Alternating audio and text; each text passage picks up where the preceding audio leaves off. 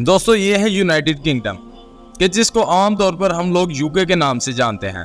हमारी दुनिया का वही छोटा सा मुल्क कि जिसने किसी दौर में हमारी दुनिया के पूरी ही तारीख की सबसे बड़ी सल्तनत कायम की थी, जिसको हम लोग ब्रिटिश एम्पायर के नाम से याद करते हैं। ये सल्तनत इतनी ज़्यादा बड़ी थी कि जिसके बारे में मशहूर था कि इस सल्तनत में कभी सूरज डूबता ही नहीं है, क्योंकि इस सल्तनत के अगर एक इलाके में सूरज डूबता था तो ऑलरेडी किसी दूसरे इलाके में निकल चुका होता था। मगर मुस्लिम दुनिया के एंगल से अगर तारीख को देखें तो जितना ज़्यादा नुकसान ब्रिटिश एम्पायर ने मुस्लिम दुनिया को पहुंचाया था, शायद कोई और ताकत नहीं पहुंचा सकी।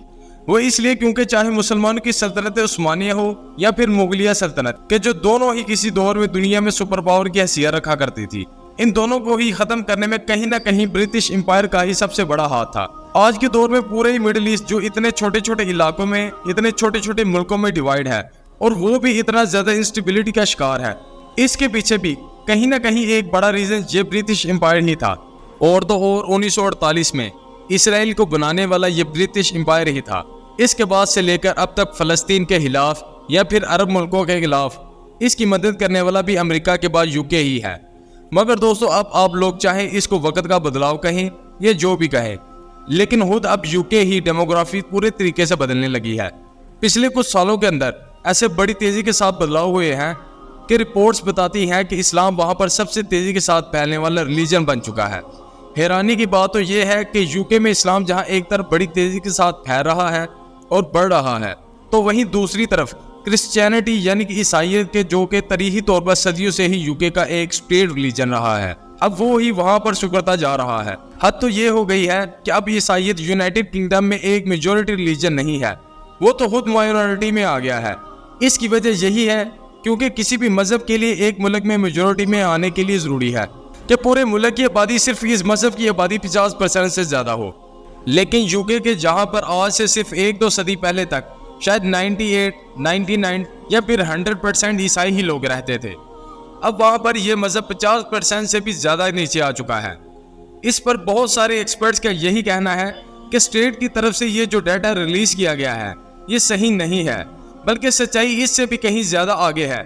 मतलब ईसाई मजहब का जो ग्राफ है वो यूके में और भी ज्यादा गिर चुका है, और जो अगला डाटा आएगा 2031 का, वो तो दुनिया को ही हैरान कर देगा, क्योंकि यूके में जो अलग अलग रिलीजन का ग्राफ होगा वो पूरी तरीके से बदल चुका होगा।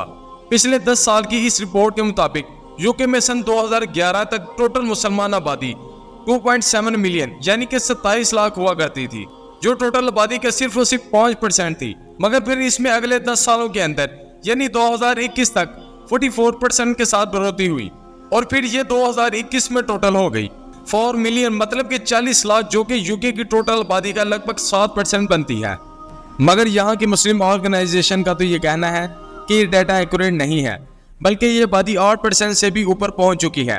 और जिस तेज़ी के साथ इस्लाम का ग्राफ बढ़ रहा है और कन्वर्जन रेट बढ़ रहा है, इससे लगता है कि आने वाले कुछ सालों में ही यूके के 1/5 आबादी मुस्लिम हो चुकी होगी। बात करें अब अगर ईसाई मजहब के डाटे की, तो 2011 में यूके के अंदर इनकी आबादी हुआ करती थी 59, मतलब के 59%, जो 10 साल के बाद यानी 2021 में अब सिर्फ और सिर्फ 40% रह गई है। यानी सिर्फ 10 साल के अंदर ही 13% से भी ज्यादा गिरावट आई है।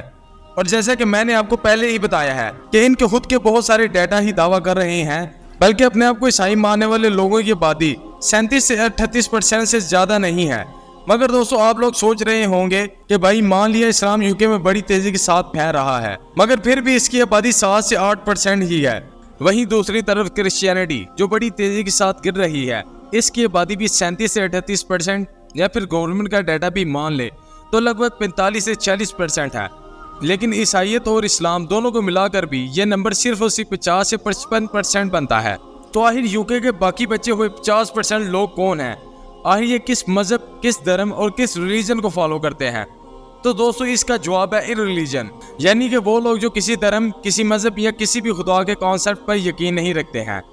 2011 तक यूनाइटेड किंगडम के अंदर इन इररिलीजन लोगों की आबादी 25% के करीब थी, जो 10 साल के बाद बढ़कर 37% का आंकड़ा पार कर चुकी है। आने वाले सालों में उम्मीद जताई जा रही है कि ये आंकड़ा और भी ज्यादा तेजी के साथ बढ़ेगा और 50 से 60% तक पहुंच सकता है।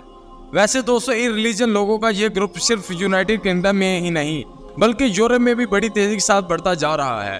यही वजह है कि आमतौर पर भी यही कहा जाने लगा कि शायद आने वाले दिनों में यूरोप और यूनाइटेड किंगडम जैसे इलाकों में खास तौर पर दो ही बड़े ग्रुप नजर आया करेंगे।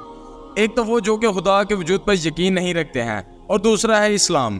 क्योंकि जाहिर है अगर सारे मजहब सारे धर्मों के हिसाब से देखें तो यही इस वक्त यूरोप और यूनाइटेड किंगडम के इलाकों में सबसे ज्यादा तेजी के साथ बढ़ता जा रहा है। यहाँ पर यह बात भी ध्यान देने वाली है, वैसे तो यूके या फिर यूरोप जैसे सभी इलाकों में इस बात की आज़ादी है कि कोई भी इंसान किसी भी चीज़ को फॉलो करे, किसी भी धर्म को माने, किसी भी मजहब को माने, लेकिन फिर भी बहुत सारे जानकार लोग यूनाइटेड किंगडम या यूरोप के इलाकों में एथिज्म के इतनी तेजी के साथ फैलने को पॉलिटिकल तौर पर इन मुल्कों के लिए परेशानी की बात बताते हैं। वो इसलिए क्योंकि इनको लगता है कि एथिज्म वो दरवाज़ा है जिसके जरिए से कम्युनिस्ट आइडियोलॉजी इन मुल्कों में घुस सकती है।